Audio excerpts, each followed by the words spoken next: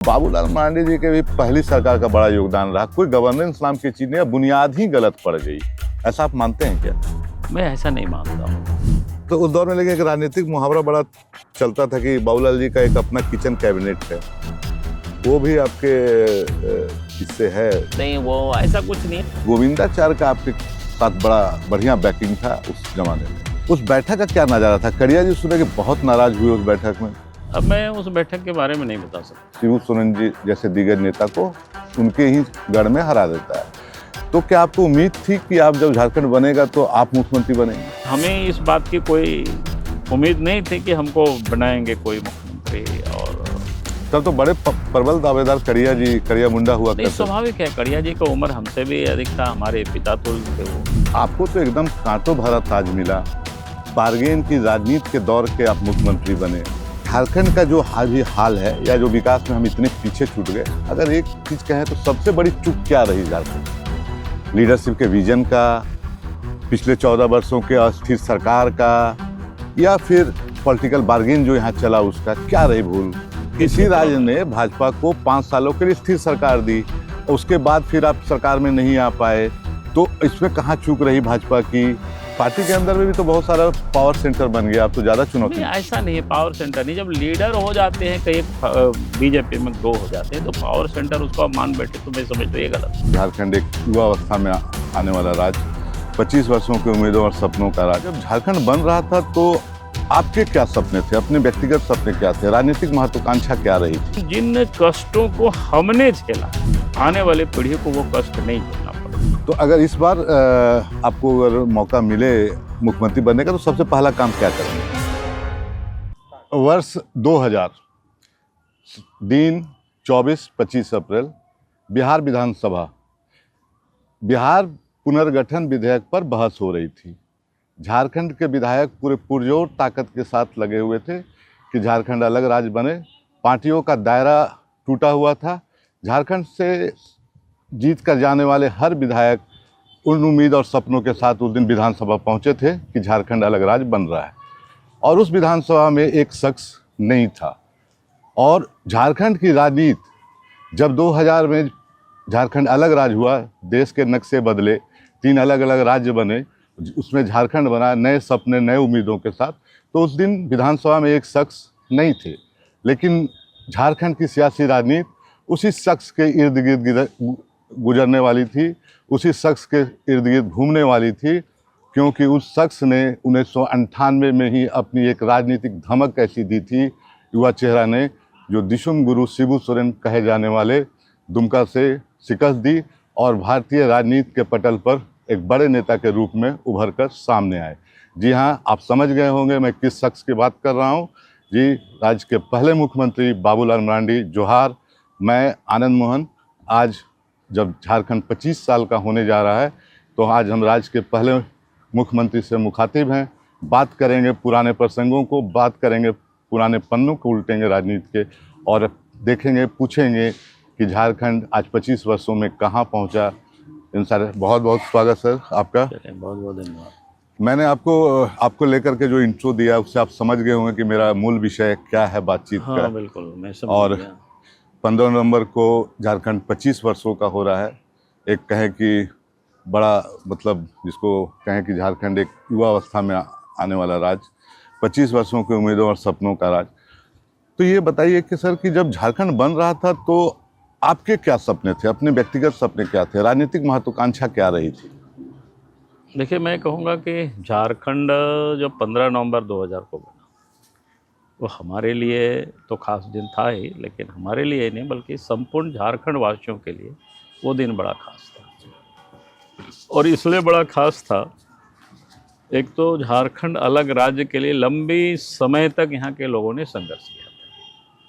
उनमें से खास करके जो आदिवासी है, मूलवासी है, जिसको कहते हैं अग्रिम पंक्ति में रह करके लोग लड़ाई लड़े।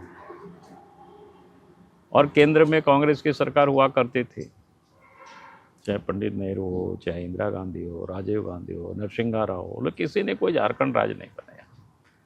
बल्कि झारखंड राज्य के लिए जो लोग आंदोलन करते रहे, बल्कि एक प्रकार से उस आंदोलन को ही लोगों ने खरीदने का काम किया, आंदोलन को ही लोगों ने ट्रेल करने का काम किया, चाहे जयपाल सिंह हो चाहे शिबू सोरेन हो। भारतीय जनता पार्टी ने ये जो 1980 में जब भारतीय जनता पार्टी बनी, उसके बाद भारतीय जनता पार्टी ने यह महसूस किया कि झारखंड के लोगों की डिमांड सही है और हमें अलग राज्य बनानी चाहिए। और उसके बाद भारतीय जनता पार्टी ने अपने एजेंडा में इसको रखा, चुनाव घोषणा पत्र में भी डाला और ने कहा कि भाई जब हमारी सरकार केंद्र में बनेगी जिस भी दिन, तो हम अलग राज्य बना देंगे। और वास्तव में जब 98 और 99 में सरकार बनी, मैंने दोनों का इसलिए उल्लेख किया, जब 98 में सरकार बनी तो उस वक्त भी 3 राज्य अलग राज्य के विधायक को विधानसभा लोकसभा में पेश करने की कोशिश की गई जी। उसमें उत्तरांचल था और झारखंड और फिर छत्तीसगढ़ था, लेकिन उस समय बड़ी हंगामा हुआ था। मैंने इसलिए ही जिक्र किया, थोड़ा टूकूंगा, दर्शकों को बता दूं कि तब बाबूलाल मांडी जी जब झारखंड बन रहा था 2000 में, तो बाबूलाल मांडी जी केंद्र की राजनीति में थे, वन राज्य मंत्री हुआ करते थे और लोकसभा में थे। इसलिए मैं कहा कि उस समय जो बिहार विधानसभा में बहसें चल रही थी तो उसमें बाबूलाल मांडी मौजूद नहीं थे। जी नहीं, मैंने उसे लेके आगे थोड़ा सा बढ़ा दिया जी कि 1998 में जब सरकार बनी केंद्र में और उसके बाद संभवतः 99 में पहला बिल पेश करने की कोशिश की गई। और उस समय बिहार के जो जिनके हाथों में सत्ता था, लालू यादव पार्लियामेंट में थे मेरे समझ से, जैसे हम याद कर रहे हैं, और उस समय काफ़ी विरोध हुआ, खास करके राजद की ओर से। कहते थे मेरे लास्ट में झारखंड बनेगा। हाँ, लास्ट कहता ही नहीं था, बल्कि पार्लियामेंट में भी काफ़ी इनके जो सांसद लोग थे तो काफ़ी लोगों ने विरोध किया था, जोरदार विरोध किया था। उस समय डर लगता था कि पता नहीं हो पाएगा कि नहीं, लेकिन उस समय बिल पेश संभवतः हो गया था, क्योंकि हम सदन में ही थे और पारित होना दूर की बात है, उस समय काफ़ी झीना झपटी हुई थी। और फिर 99 में जब सरकार 13 महीना के बाद गिर गई तो पारित नहीं हुआ, और फिर जब चुनाव हुआ 99 में और फिर से एनडीए गठबंधन की सरकार बनी, अटल जी फिर से प्रधानमंत्री देश के बने। और उसके बाद सरकार ने जब तैयारी की तो मुझे लगता है कि शायद बिहार सरकार जो उस समय थी, तो लालू जी को शायद एक समझ में आ गया होगा कि भाई आप तो ये लोग अलग राज्य बनाएगा ही, अगर हम विरोध भी करेंगे तो उसका कोई असर नहीं पड़ेगा, क्योंकि भारत के संविधान के हिसाब से केंद्र सरकार को या पार्लियामेंट को ये अधिकार है। और पार्लियामेंट में चूँकि कांग्रेस पार्टी पहले उन्हें विरोध करती रही, लेकिन जब देखा कि एनडीए की मोह, और उसमें से उसी बिहार से जब नीतीश कुमार जी भी मंत्रिमंडल में थे भारत सरकार में, और उन सब का सपोर्ट था, तो इन सारे लोगों को ये समझ में आ गया कि दोबारा विरोध करेंगे तो कोई अंतर नहीं पड़ेगा, राज्य तो बनेगा ही। तो मुझे लगता है कि शायद 2000 में जो आपने अभी बिहार विधानसभा में बताया कि सबों ने साथ दिया, तो उसको मैं कहता हूं कि लाचारी और मजबूरी उनके पास थी, कि और उनके पास कोई विकल्प नहीं था। वो अगर नहीं भी पारित करते तो केंद्र सरकार बिल्कुल डिटरमाइंड थे कि भाई हमें अलग राज्य देना ही देना है। और फिर अलग राज्य के बिल पारित हो गया। फिर बिल पारित होने के बाद कौन सी तिथि को झारखंड गठन की जो तिथि तय की जाए, तो अटल जी और आडवाणी जी ने हमसे बात की।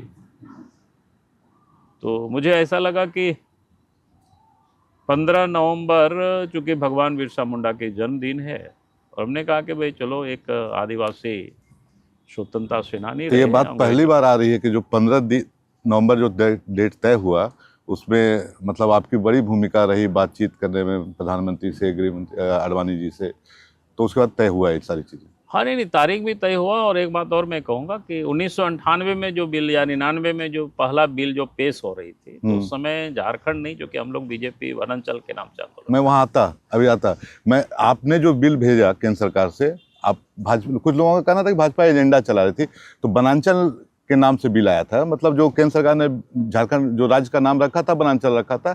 और मैं जब प्रोसीडिंग पढ़ रहा था विधानसभा का, बिहार विधानसभा का, जो जिस दिन आखिरी बहस थी इस बिल को लेकर के, तो उसमें बड़ा विरोध हुआ आपके वनांचल का, और कुछ आपके भी विधायक और जैसे नामधारी जी जैसे लोगों ने भी कहा कि रिजिडिटी नहीं चाहिए, झारखंड नाम कर दिया जाए। तो वहाँ बिहार में नहीं, मैं कहूँगा कि बिहार विधानसभा में चूँकि भारतीय जनता पार्टी वनांचल नाम से आंदोलन कर रहे थे और पहला बिल पेश हो रहा था वो वनांचल के नाम से था।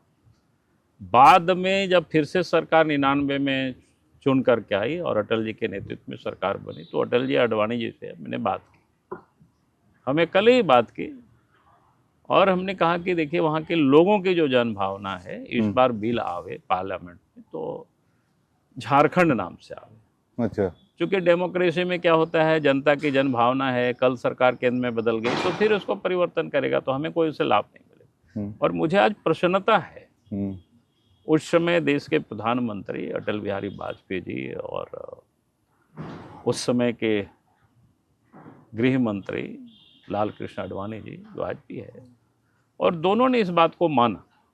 और इसके बाद जब दोबारा जब बिल तैयार हुआ और पार्लियामेंट में आया तो झारखंड नाम से ही वो बिल आया।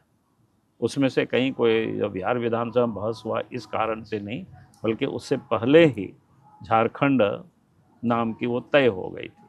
हमने कहा कि जो पहले जब बिल तैयार हुआ था, जिसके बड़े विरोध हुआ था, अलग राज्य को लेकर के, बिल को लेकर के विरोध नहीं था, जो लालू कह रहे थे ना हमारी लाश पर बनेगी, कि झारखंड अलग राज्य नहीं बने, इसका विरोध था। और बाद में इसको दूसरा जो हम कह रहे थे कि राज्य बनने के बाद जो तिथि कब होगी, कौन सा तिथि, जो अलग अलग तिथि, छत्तीसगढ़ का अलग था, उत्तराखंड का अलग था। फिर हमसे जब बात की आडवाणी जी, तो मैंने दोनों को कहा कि भाई भगवान बिरसा मुंडा का जन्मदिन है 15 नवंबर, तो अब एक आदिवासी महापुरुष हुए हैं जो अंग्रेजों के विरोध में जो लड़ाई लड़ा है और निकट में उन्हीं का जन्मदिन है। मुझे लगता है कि उनके जन्मदिन पर हमको ये झारखंड को समर्पित कर देना चाहिए। सर, आज मुझे प्रसन्नता है कि दोनों ही नेता ने उस तिथि को मान लिया और 15 नवंबर झारखंड की जो स्थापना दिवस। एक सवाल है कि एक शख्स, एक कार्यकर्ता जो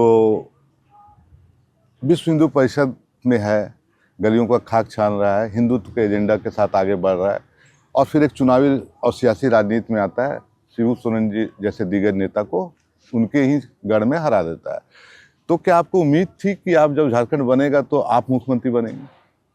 नहीं, पहले बात तो मैं कहूँगा हमको ये भी उम्मीद नहीं थी कि हम भारतीय जनता पार्टी में कोई चुनाव लड़ेंगे या नेता बन करके या काम करें। चूँकि राजनीति में कॉलेज जीवन से, संघ से हमारा राष्ट्रीय स्वयंसेवक संघ से संबंध रहा, स्कूल जीवन से, और इसके बाद जब कॉलेज में आए तो फिर उस समय राम मंदिर आंदोलन बड़ी तूफान पर आ गया था।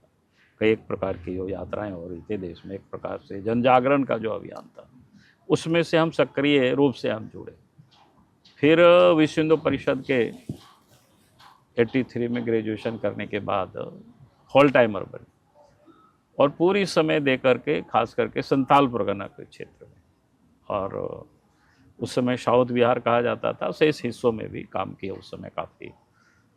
तो हमें पता नहीं था कि कभी कोई हमको बीजेपी में हम जाएंगे, क्योंकि उसमें हमको आनंद भी आ रहा था कि हम भी देश के लिए काम कर रहे हैं, इस देश में हिंदू समाज के लिए काम कर रहे हैं, संघर्ष कर रहे हैं। लेकिन एकाएक 1990 में फिर हमसे आग्रह किया गया कि भाई आप आइए बीजेपी में। उस समय कैलाशपति मिश्र थे, गोविंदाचार्य थे, और राष्ट्रीय स्वयंसेवक संघ के उस समय प्रांत प्रचारक थे शंकर तिवारी जी। तो उन सब का प्यार हमारे प्रति काफ़ी था। तो फिर लोगों ने कहा कि नहीं आप बीजेपी में। तो 1990 में हम भारतीय जनता पार्टी, जिस समय विधानसभा का चुनाव हो रहा था, उस समय हम भारतीय जनता पार्टी में योगदान किए और 91 में पहला चुनाव लड़े। तो कह रहे हैं कि ये मेरा इत्तेफाक था कि हमने कभी बीजेपी में हम जाएं, ये मैंने सपने में सोचा भी नहीं था। और बीजेपी में आए तो हम होल टाइमर के रूप में काम कर रहे थे, तो हमें ये सोचा भी नहीं था कि हम लोकसभा के उम्मीदवार बनेंगे। उस समय मेरा उम्र क्या रहा होगा कि अगर 1991 की सोचे, और फिर सामने जो लड़ रहा थे, जिनके विरोध में लड़ रहे थे, जहाँ हम खड़े थे, तो राज्य के नहीं बल्कि देश के एक जाना पहचाना दिग्गज नेता शिबू सोरेन नेता थे शिबू सोरेन। लेकिन पार्टी ने उतारा तो फिर और संथाल परगना में तो कुछ सुनने वाला भी नहीं था उस समय बीजेपी का, झंडा बैनर भी लगाना मुश्किल था। उस समय ग्रामीण क्षेत्रों में लोग जाने नहीं देता था, सबका झंडा नोच लेता था, रास्ते में पत्थर डाल देता था, लकड़ी का मोढ़ा डाल देता था।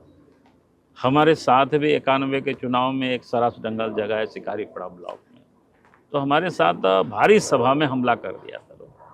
हम भाषण शायद दे रहे थे और इसके बाद हमला कर दिया, पीटा।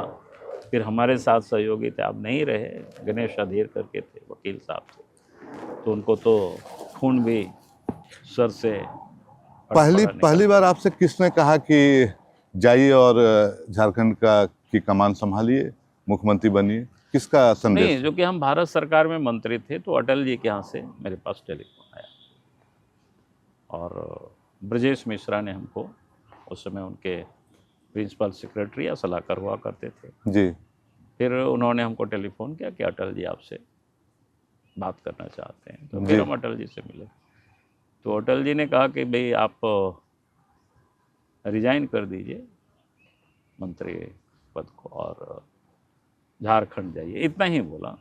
1 घंटा पहले उससे भी सोचा, क्योंकि पॉलिटिशियन तो भांप लेता है ना पहले कि अब हमको कोई बड़ी जवाब। नहीं, मैंने ऐसा नहीं सोचा था। कोई लॉबिंग नहीं, पहले नहीं, लॉबिंग का कोई सवाल ही नहीं पैदा होता है। हाँ, इतना जरूर आडवाणी जी ने हमसे एक बार पूछा था कि वहाँ किनको मुख्यमंत्री बनाया जाए। अच्छा, तो फिर मैंने आडवाणी जी से कहा कि आडवाणी जी ऐसा करिए कि आप जो भी विधायक है और अपने जो प्रमुख लीडर्स है उन लोगों को आप एक बार बुला लीजिए और बुला करके बात कर लीजिए, और फिर जिनको लोग चाहेंगे फिर हम लोग उनको बना देंगे। और आडवाणी जी ने फिर मेरी बात को माना। उस समय बंगारू लक्ष्मण जी अध्यक्ष हुआ करते जी, और फिर सारे विधायकों को दिल्ली बुलाया गया। फिर सब लोगों से एक एक करके लोगों ने बात किया, जैसा हमने कहा था वैसा ही लोगों ने किया। हमने कभी किसी को नहीं कहा, क्योंकि हमें इस बात की कोई उम्मीद नहीं थी कि हमको बनाएंगे कोई मुख्यमंत्री। और तब तो बड़े प्रबल दावेदार करिया मुंडा हुआ नहीं, करते। स्वाभाविक है, कड़िया जी का उम्र हमसे भी अधिक था, हमारे पिता तुल्य थे वो, और लंबे समय से वो भारतीय जनता पार्टी के ही नहीं बल्कि भारतीय जनसंघ के काल से वो काम कर रहे थे, तो हम सोच भी नहीं सकते। तो एक युवा नेता जिससे क्या तिकड़म चलाया कि आडवाणी जी से लेकर के अटल जी? नहीं, मैंने कहा कि कोई तिकड़म नहीं है भाई। उससे पहले भी मैं आपको घटना बताऊं, जब हम 98 में एमपी बन के गए, तो एमपी बन के गए तो हमको कोई पता नहीं था कि हमको कोई मंत्री बनाएंगे, क्योंकि काफ़ी सीनियर लोग पार्लियामेंट में थे, ट्राइबल में भी, छत्तीसगढ़ से, जो मध्य प्रदेश से भी थे और झारखंड से भी थे, कड़िया जी भी थे। तो हम ये सोच भी नहीं सकते थे। फिर हम लोग तो चुनाव जीत करके दिल्ली गए, और दिल्ली जा के क्या करेंगे, मंत्रिमंडल बनने में थोड़ा समय लगना है। तो फिर हम उस समय सोम मारंडी भी जीते हुए थे 9 वोट से, तो सोम मारंडी थे, साहेबगंज के गणेश तिवारी जी थे, और हमको लगता है कि आपके नगड़ी वाले भगत जी थे, शशि भूषण। तो ऐसे 4-5 लोग हम लोग यार चलो चलना, कहाँ चलना है, ऋषिकेश चलो। तो हम लोग ऋषिकेश चले गए, नदी में स्नान कर रहे थे।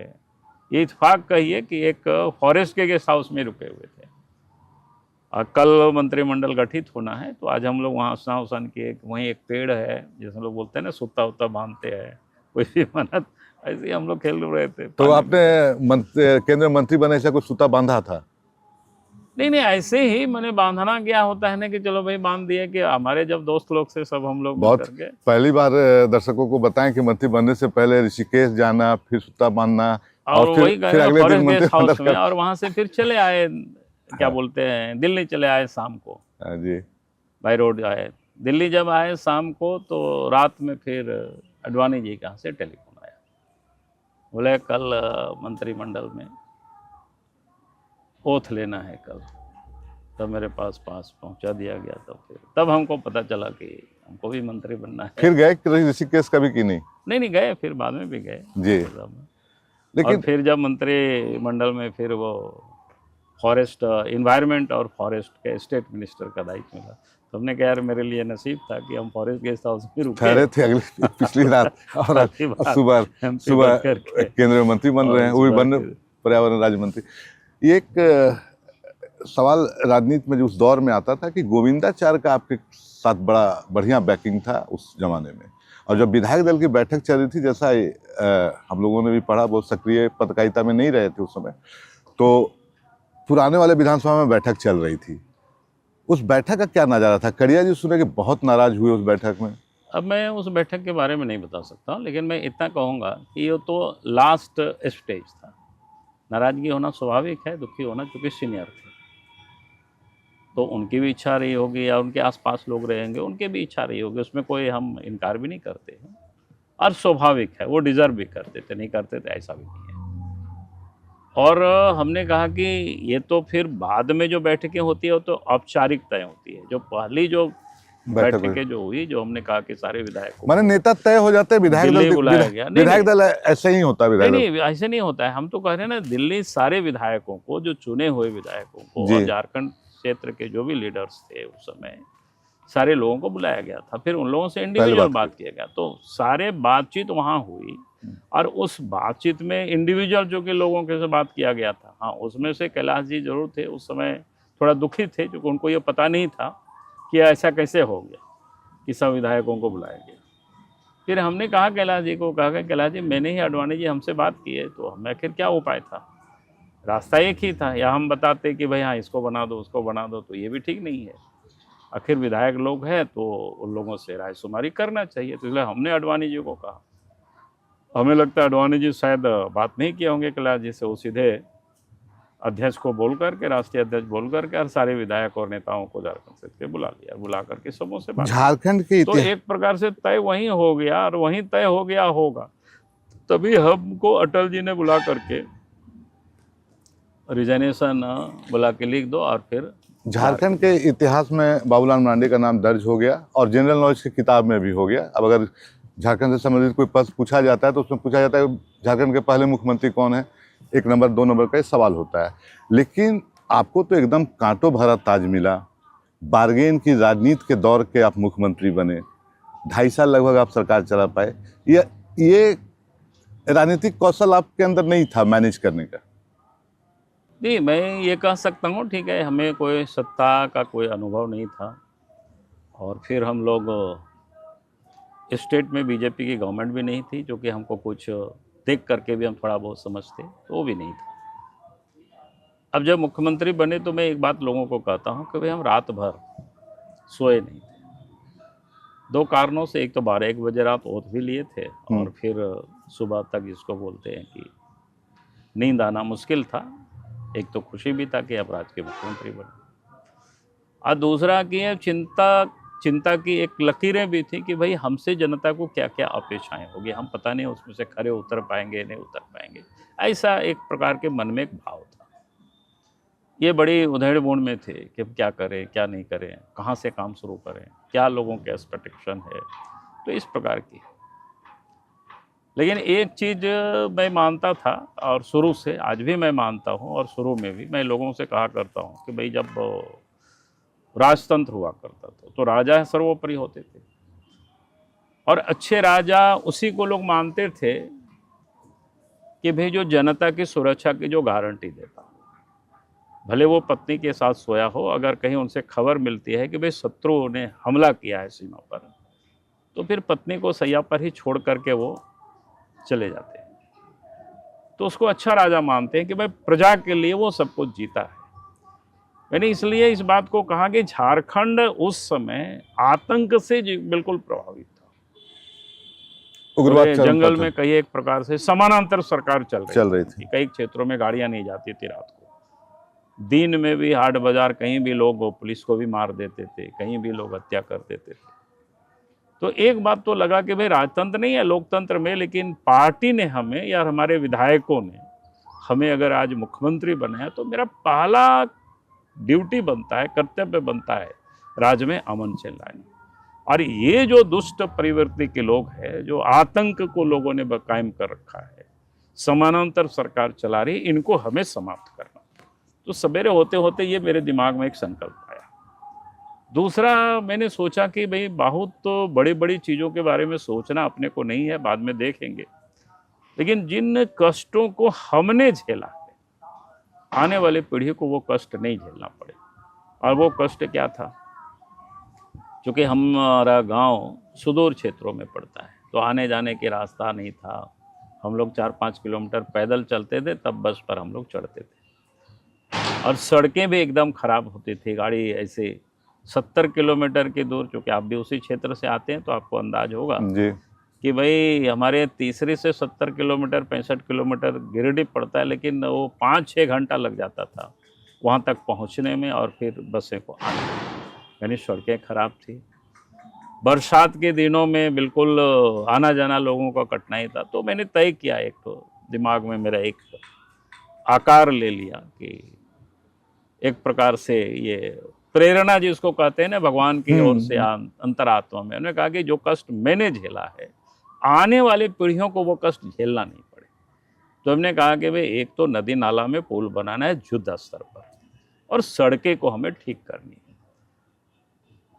तो ये दो काम, एक तो हमने कहा कि ये जो रोड ट्रांसपोर्ट सिस्टम को ठीक करना, रोड पुल, और दूसरा जो उग्रवाद ये कानून व्यवस्था को। आप जब पहली गठबंधन की सरकार चला रहे थे तो क्या क्या राजनीतिक सौदेबाजी आपने देखी और झेला? कुछ को झेला भी होगा और कुछ से कॉम्प्रोमाइज नहीं भी किया होगा, तो ऐसी कौन सी बातें थी उस दौर की जिससे आप कॉम्प्रोमाइज एकदम करने के लिए तैयार नहीं थे और आपको सत्ता से जाना, आपकी सत्ता से हाथ से सत्ता निकल गई? देखिए, हमें लगता क्या है कि हमारे साथ कई सहयोगी दल के विधायक थे, क्योंकि एक प्रकार से कहेंगे कि वो लोग इंडिपेंडेंट ही विधायक कहिए उनको।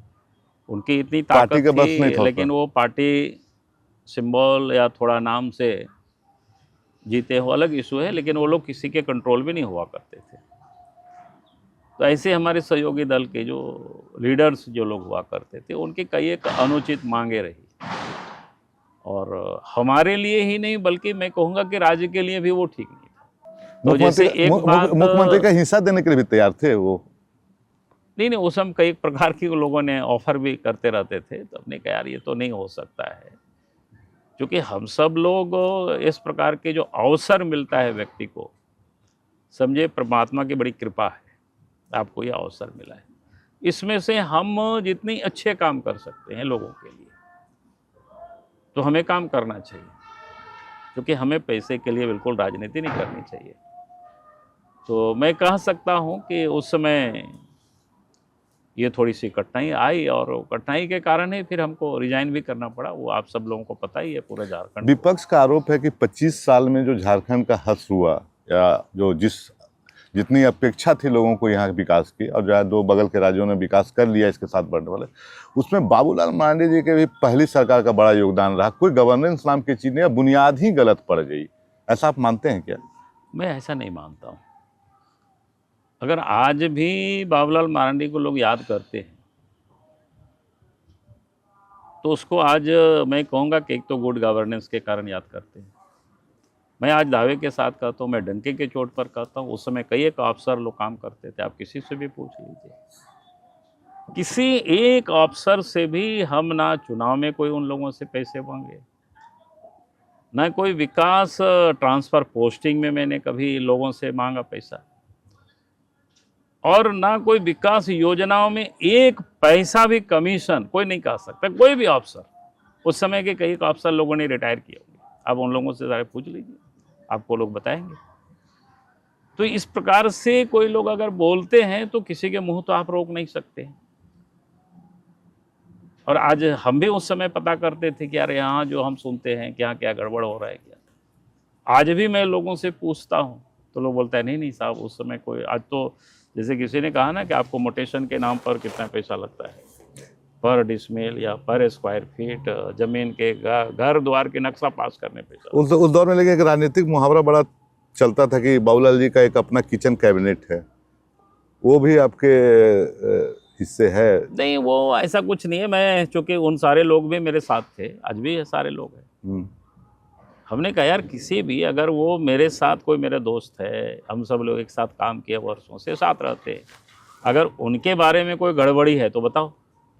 लेकिन अगर वो मेरे साथ बैठते या हम उनके साथ बैठते हैं, ये कोई गुनाह नहीं है, ये कोई जुर्म नहीं है। हम भी तो ये आदमी है ना, किसी के साथ तो बैठेंगे, किसी के साथ तो गप करेंगे, एक आध घंटा तो कहीं रिलैक्स में थोड़ा सा ठहाका लगाएंगे जो हम लोग क्या बोलते हैं, स्कूल या कॉलेज लाइफ में राजनीतिक हम सब लोग तनाव को राजनीतिक दूर क्षेत्र करने में वाले हम लोग ये साथी थे। करते हैं, तो इतना तो करेंगे।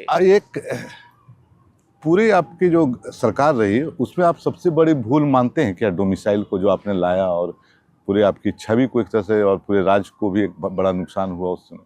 नहीं नहीं, मैं उसको कोई भूल नहीं मानता हूँ। हम इतना ही मानते हैं कि उस समय जिस प्रकार से जो एजिटेशन हुआ, जो आंदोलन हो गया, उस आंदोलन को हम लोगों ने कंट्रोल नहीं कर पाया। ये मैं अपनी विफलता मानता हूँ, क्योंकि हमने कुछ नया कुछ किया ही नहीं था। जिस स्थानीयता की बातें होती है, तो बिहार के ज़माने से 1982 में बिहार सरकार ने, उस समय जगन्नाथ मिश्रा मुख्यमंत्री हुआ करते थे, उन्होंने स्थानीयता की नीति को एक प्रकार से निर्धारित किया था कि 3rd और 4th ग्रेड की नियुक्ति में किनको प्राथमिकता दी जाएगी, स्थानीय को, और स्थानीय कौन कहलाएंगे, उसका उन्होंने परिभाषित किया। हमने सिर्फ उसी को एडॉप्ट किया था और हमने कुछ किया नहीं। लेकिन जैसे बोलते हैं परसेप्शन कुछ बनता है, बिगड़ता है, वो बड़ा मुश्किल होता है। आज भी मैं लोगों से कहता हूँ कि आप बिहार का पता कर लो कि उनका स्थानीयता क्या है। आज भी तो वो कहता है ना कि भाई हम डोमिसाइल हमारी है, तो देखो, तो मैं समझता हूँ कि वही वाला है उनके पास है, और उसी को आज भी मानते हैं। लेकिन राज्य में जैसे हमने कहा ना कि उस समय जो एजिटेशन हो गया, हम अपनी विफलताएं वही इतना ही मानते हैं कि हमने उस समय उसको कंट्रोल नहीं कर पाए। जो विकास जिस स्तर पर होना चाहिए उसमें यहाँ के अफसरशाही का कितना दोष है, क्योंकि आप देखिए, मुख्यमंत्री मैं रहे? अफसरों को दोष नहीं देता हूँ, क्योंकि अफसर तो आप जैसा चाहेंगे वैसा काम करता है। लेकिन अगर आप भी उनसे गलत काम करवाएंगे तो ईमानदार रहने की कितनों भी कोशिश करेगा, बहुत नहीं रह सकता है। ईमानदार रहेंगे तो यही होगा कि या तो आप उनको सजा देंगे, पोस्टिंग कहीं नहीं करेंगे, या फिर रोज़ आप यहाँ से वहाँ उनको ट्रांसफ़र करेंगे, तो फिर आदमी वो लाचार हो करके, मजबूर हो करके सरकार की बेर हाँ में सब मिलाते चले जाते हैं।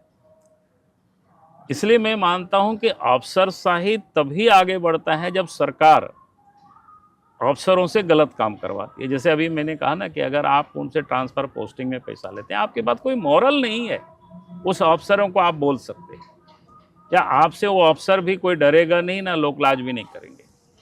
अफसर से आप विकास योजनाओं में आप कमीशन लेंगे किसी भी इंजीनियर से या किसी भी अफसर से, तो उनको आप क्या बोल पाएंगे?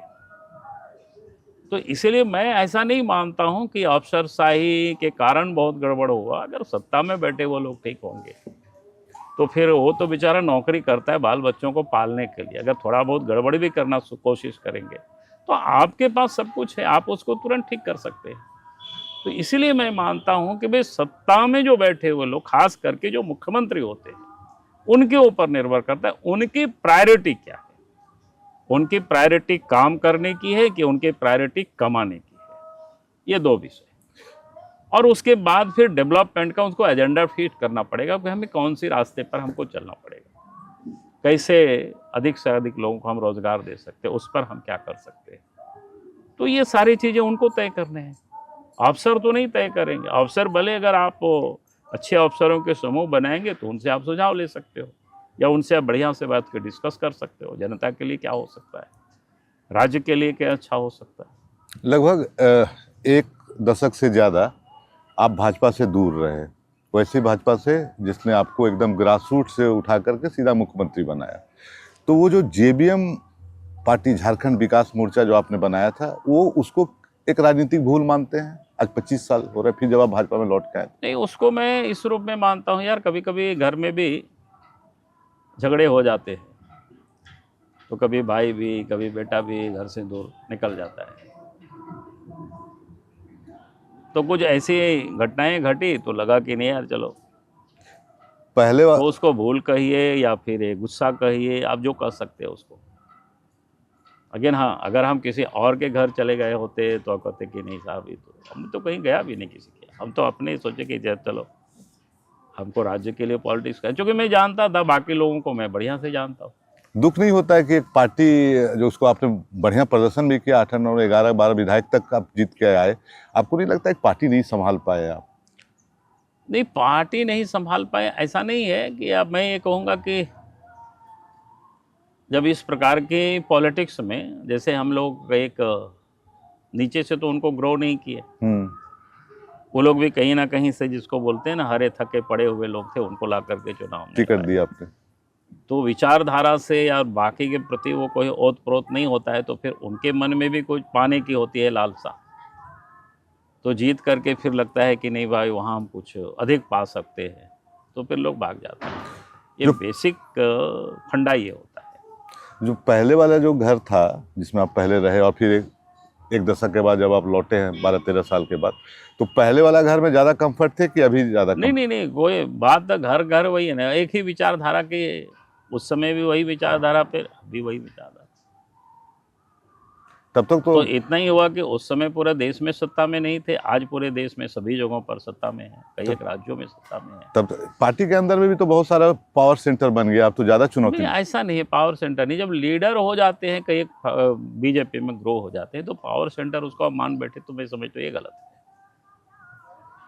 क्योंकि भारतीय जनता पार्टी का एक तो संविधान में है कि भाई 3 साल से अधिक कोई अध्यक्ष नहीं रहेंगे, या 1 टर्म 2 टर्म से 3 टर्म नहीं रहेंगे। तो स्वाभाविक है कि प्रदेश में भी, केंद्र में भी, जिला में भी आप देखेंगे कि अध्यक्षों का भी बहुत बड़ी टोली है। तो उसी प्रकार से सरकार में भी जब अलग अलग समय में बने, तो अलग अलग फिर लोग मुख्यमंत्री बने। तो इसका अर्थ ये नहीं होता है कि कोई वो पावर सेंटर है। हाँ, जो मंत्री बन जाते हैं या विधायक बन जाते हैं, सांसद बन जाते हैं, मुख्यमंत्री बन जाते हैं, तो स्वाभाविक उनकी एक पहचान हो जाती है जनता में। तो कभी कभी व्यक्ति से भी भूल होता है, कभी कभी वर्करों से भी भूल होता है, समर्थकों से भी थोड़ा उनको चढ़ा देते हैं कि यार आपको इतना बड़ा है करने। तो कुल मिला करके पावर सेंटर तो वही होता है, वो पार्टी होता है, और पार्टी में हम सब एक कार्यकर्ता के रूप में ही काम करते हैं। अरे एक लाइन में पूछा जाए, और एकदम राजनीतिक भाषा में इसका मैं जवाब भी नहीं चाहता हूँ, कि झारखंड का जो हाल है, या जो विकास में हम इतने पीछे छूट गए, अगर एक चीज़ कहें तो सबसे बड़ी चूक क्या रही झारखंड?